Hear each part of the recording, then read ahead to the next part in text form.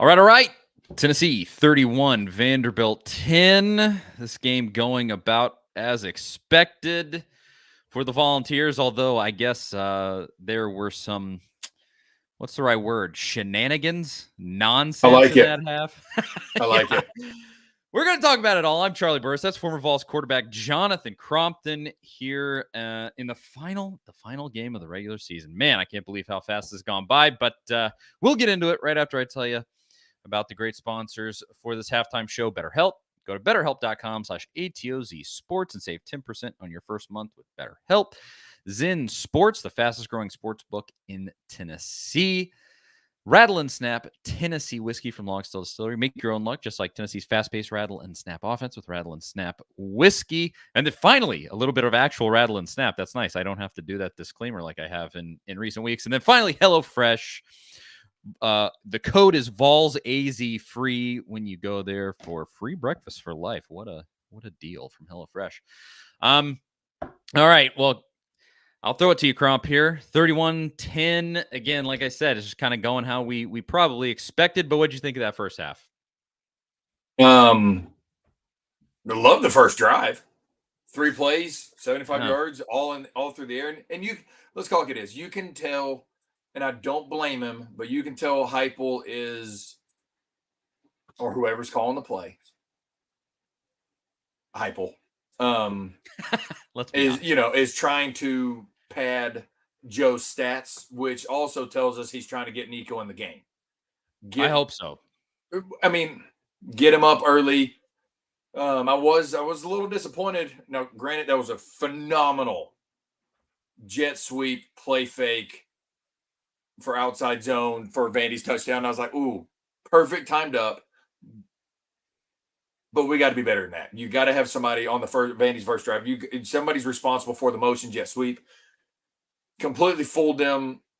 Go figure. I've said all year, our secondary is suspect. There's been a couple plays that I was like, guys, like Swan is throwing a couple balls that you go, damn, where's our coverage? But overall, bad. 21-point lead at halftime. Vandy, dude, I was laughing my butt off a second ago. Here's Vandy sucks. That is all. Have a good evening, gentlemen. Show's over. We're done. You know what I mean? So it's what we expected. Let's just go beat the crap out of them. They're 2-9 for a reason. In all honesty, could we be up more? Yeah, we probably could. Yeah. In reality.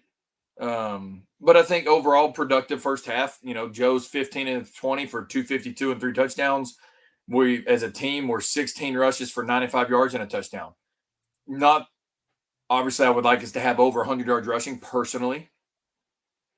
But outside of that, hell, in the first half, we're already above our season average in passing yards. So, beggars can't be choosers, and I'm talking to myself in that sense. I think it was a productive half. Now we just got to make sure we go to the second half and really put up, in the game maxims, put on more steam and try to really run away with it. Yeah, it needs to be just total blowout. Keep it going. Let Nico in the game. Let all the other twos in the game. Vanderbilt's absolutely putrid. I choose your word for how bad they are. Yeah. At the same time, I mean, probably the most interesting thing from that entire half was the brawl, or whatever you want to call it, which was completely on the referees. Like we talked about, completely on the refs. I mean, that whole thing was handled. I tweeted out. I said that was a total abomination because it was. I mean, it's dumb for both teams. I mean, especially Tennessee, don't fight Vanderbilt. Don't give them the time of day like that. But it's not worth it. Yeah, exactly. But also, yeah, I mean, the refs not blowing that play dead. I mean, I would need to go back and check the exact kind of forensics of everything that happened there. But they should have blown that play dead. And then Clark Lee thinks it's a late hit. And he's all pissed off. Yeah, that's right. It happened twice. And I mean, it just was just really bad. And then they gave Clark Lee basically like a technical foul, for John on the sidelines. Honestly, I don't blame him because the refs. I was about to say terribly. I'm always vocal on how much I dislike Kentucky and dislike Vandy. I 100% agree with his reaction on how they didn't blow the place dead because, hey, and like you said before we went on, kudos to our guys for not quitting on the play. But Swan completely gave up on the first one and could have that's leading into somebody could get seriously injured by just giving up and taking one to the freaking back or the chest. Yeah. And once that is on the referee in that instance. There was an offsides, plays blown dead. You got to run in there, blowing the whistle, blowing the play dead. Yes. And then the next one is delay a game. There should never be a delay of game that the play is ran. Yeah. The refs have to bottle that up early and just that just annoying. Bad. Yeah, very annoying because it's 5:30. This is not a CBS game. I mean, come on. Like 2 hours for that half, 2 full hours for that half. Are you kidding me? That's silly. But here we are, and then obviously we got to talk about it. But otherwise, I mean, yeah, it was a good looking half for Tennessee. Defense was the defense was there, but I will say they were on the field. They did in fact come to and have been out on the field at the game. Yeah, they've been. Yeah. They in a sense they showed up, if that's what you want to call it. See, we're looking at positives today, people. Exactly. But no, I mean, ultimately 10 points from Vandy. One of those on a really nice fake. A fake that was so good that the TV broadcast didn't even have a good angle of it because all of their cameras got faked out. And so, credit to Lee there. He had a nice opening drive planned. But on the whole, it's just going like you would think it was. But let's go to this. The better help. Who can better help Tennessee win this one in the second half? It's a segment that we do every week, and it's weird because last couple weeks it's kind of been like, please, dear God, somebody save us from this crap that's been happening during the halftime. At halftime this week. It's kind of like who's just gonna help the boys cruise to the finish line here, and we'll talk about it, of course, right after I tell you about BetterHelp. I mean, that makes sense, doesn't it? You can better help Tennessee. There you go. If you're a Tennessee fan like Cromp and me, you know how many years the Big Orange has shaved off your life with the emotional roller coaster of college sports, or maybe the roller coaster of life is messing with your happiness or preventing you from achieving your goals. Regardless, if you have a clinical mental health issue like depression or anxiety, or if you're just a human being going through a hard time, therapy can give you the tools to approach your life in a different way. And that is where BetterHelp comes into play. BetterHelp's mission is to make therapy more affordable and more accessible. And BetterHelp's, and this is an important mission because finding a therapist can be hard, especially when you're limited to only the options in your area. And BetterHelp's platform makes finding a therapist easier because it's online and remote. BetterHelp can match you to a professional therapist in as little as a few days. Plus, with our link, betterhelp.com/ATOZ sports, you get 10% off your first month. See a therapist because maintaining your mental health is just as important as maintaining your physical health. So check out betterhelp.com/ATOZ sports. Save 10% on your first month. BetterHelp.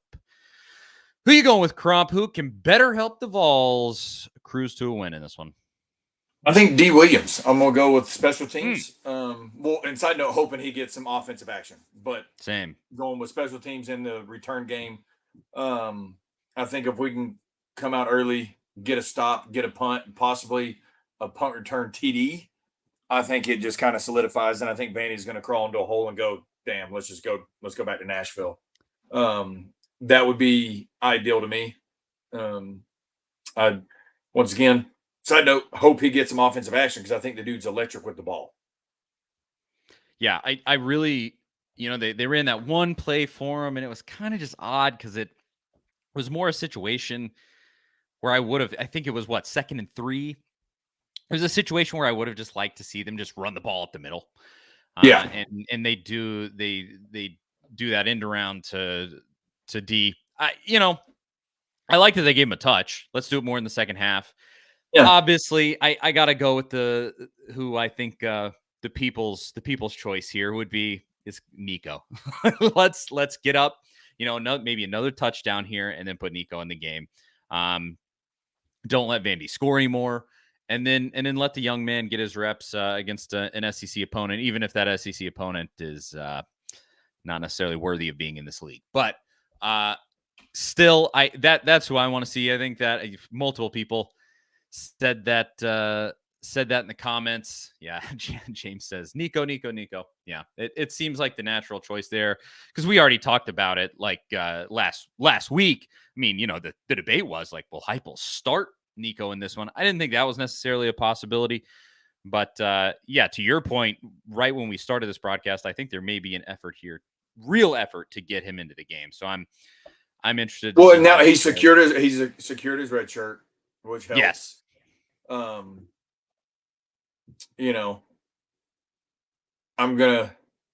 wait until later before the end of the show to say what I was going to say. It's Okay. a comment that we will hopefully be able to talk about that type of stuff after the game, meaning that there's a beatdown. You know what I mean? Yes. That we've taken care of our business and not had to worry about anything or hold our breath or whatnot. So, yeah, I want to be talking about what bowl game Tennessee will be going to, and it better not be the Music City Bowl. Win or lose, it better not be the Music City Bowl. That's all I know. I do not want that. But here's a quick side note, just because they left a super chat here. Somebody asked, "What was your biggest win in college, Crump? What would you consider your biggest win?" Noah. I mean, we're up by 21. We got to talk about something. I'm trying to. I mean, I can tell you what my favorite of yours was. Well, they said there's multiple ones in different ways, just because of like whether it's a sentimental feeling or, depending on where we're at in the season. You try to remember them all. To me, the reason why I would say the Georgia one in 2009 is because my mom's from Atlanta, and not because of the game, but just for the sentimental reason. My mom's from Atlanta, grew up she grew up a Georgia fan, and the way that things and not like against my mother, that's not what I'm getting at, but the way things had kind of led up from the year before in 2008, where my ankle still being shattered to this day from that season. That one was cool just because of who it was against, and Georgia has the rich history. And that was the first game of the season we had everybody healthy for the first time that year, because we had 4 receivers injured for the first 4.5-ish games of the season. So that one, I would say that one just because of, not from the real football side, I guess you would say, of the season, but more personal, sentimental reasons. Well, I can tell you I was at that game, but more specifically, I had gone with a friend of mine, and the only tickets that we could get were in the Georgia section up in the corner. And we started out by sitting next to this guy who I think was probably like in college at Georgia, and he was barking at us, the classic Georgia stuff. No. And then then you guys just beat the brakes off of them. It was so fun.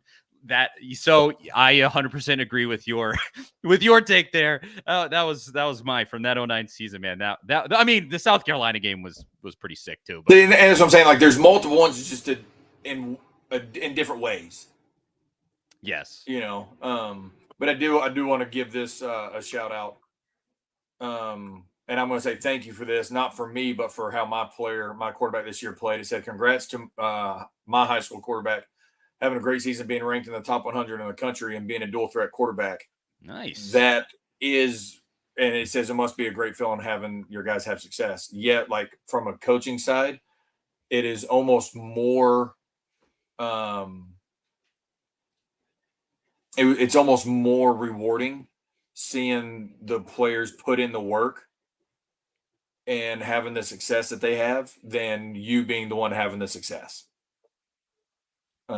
Like his name's Jed West. He busted his absolute butt this year. He transferred to my high school July 31st for the first day of practice, him and his little brother Bo, and he put in the freaking work. So that was fun for me to see that he got ranked in the top 100 in dual threat quarterbacks in the country.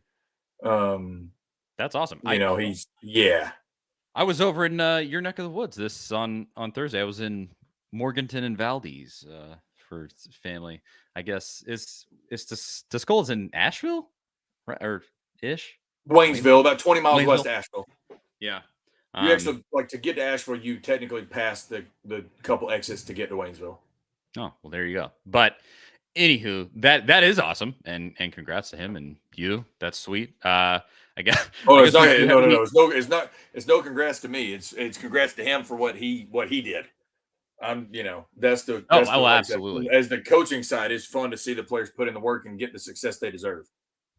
Well, we do have to close out before the second half with the Zin Sports segment where we talk about if Tennessee can cover the pregame spread. I don't know that I remember exactly what it was. I don't. Hold on. I'll see if it'll show me. Hold on. I want to say like 17, maybe 17 and a half. Somebody want to drop into the comments and tell us. But we can discuss that. Well, look it up while I tell everybody, of course, about Zin Sports. You've been hearing us talk about Zin Sports, but now the betting, you've been hearing us talk about Zin Sports, the new sports betting app exclusively in Tennessee. And now we're excited to share some big news. When you sign up for a Zin Sports account, you will receive up to a $1,000 no danger first wager. That's right. When you place your first wager in Zin Sports, you can be reimbursed for the amount of your bet up to $1,000 maximum if that bet loses. And then there's even more good news. Zin Sports is rolling out its brand new VIP rewards program. The new VIP rewards program will allow top-tier customers to earn more bonuses, comps, and perks. VIP program is by invite only. So if you feel that your Zin Sports play qualifies for VIP consideration, please check out the program details at zinsports.com/VIP. No other sportsbook will offer you a premier sports betting experience with 24/7 top-tier customer support and faster withdrawals like Zin Sports. So what are you waiting for? Get going and download their app at zinsports.com. Zin Sports. Betting just got better. If you have a gambling problem, call 1-800-889-9789. Terms and conditions apply. Must be 21 or older to bet in Tennessee. Did you find that pregame line or even the live? No, I didn't. It just shows me the closing at 27.5. Well, I don't know what it was. So it's Tennessee 31 right now as the live line. We can just go with that. And that, I mean, I think that's a very real possibility. It may be 27.5 from prior. Yeah. It's about right if you think about it. I mean, I think let's we cover see. Regardless. Yeah. 20. Yeah. Some in the comments, 27.5. Kyle and Kennedy said. Well, before we finish, I do want to say that Timothy McGee, he asked a question about 08. We had a lot of 5-star players and couldn't get Claus's offense. And that is depending on what we talk about at post game, we can kind of touch on that. Me and Dave have a really good relationship. Now, like we do, I love the hell out of that man just as a human being and what he's done at Wake Forest. But there's a lot of stuff that people don't know that on behind closed doors that was not in his control. And say it that way. You all know who the hell I'm talking about. I've been vocal about it in the past. But we can, if you remind us after the show, you don't need to pay for the comment. Just say, hey, talk about my halftime comment, please, and we can talk about it a little bit. I just don't know how much detail I'll go into because we don't have enough time. There's a lot. We have. Well, let's close. I mean, I think they're probably going to kick off here in just a minute, but 31 is your current spread. Can Tennessee do it? Will they run the score up by 10 more points in the second half? Yes, there's a chance we might be able to get it to 40 or 41. Legit. Well, and I'll ask it this way. I'll take it back. Depending on how long we leave our starters in. Sure. That way. Will one of the touchdowns that runs it up to that point for you be thrown by Nico Iamaleava? I think so. I mean, I don't see why it wouldn't be. Like I said, it just depends on how long he leaves the starters in. You know what I'm saying? Because if he leaves them in for, let's just hypothetically say, he leaves them in the whole third quarter, there's a chance that he doesn't throw the ball. Does that make sense? That's a good point. Yeah. And so I'm going to say I would assume so, but it all depends on how long Heupel's going to leave starters in. I will say this though, and I do want to touch on this in the second half, and no, this is not being me being a whatever. I want everybody to think about this, and I want you to comment in the second half for us. And Charlie, we'll talk about it. Should Tennessee go after Will Rogers in the transfer portal? Ooh. SEC's all time. Hey, Ole Miss went out and got Sanders from Oklahoma State. Come in to compete with Jackson Dart. Jackson Dart's not played better in his career. You see what I'm saying? That's an interesting conversation. I think that would, what did I say a couple weeks ago? We need a solidified number 2 regardless. Yeah. I think we should go after him to come in and compete, let the best men win, and then we have a 1 and 2 that you go, damn, if something happens, we're okay. Well, that's I would love to touch on that in the second half. Yeah, the perfect sales pitch for the post game. Come join us in the post game. We're going to talk about that and much more. Maybe some staff changes Tennessee might need to make in the offseason, some stuff like that in that post game. We'll discuss it all. Charlie Burris, former Vols quarterback Jonathan Crompton. Thanks for tuning in, and we'll talk to you all in just a few minutes.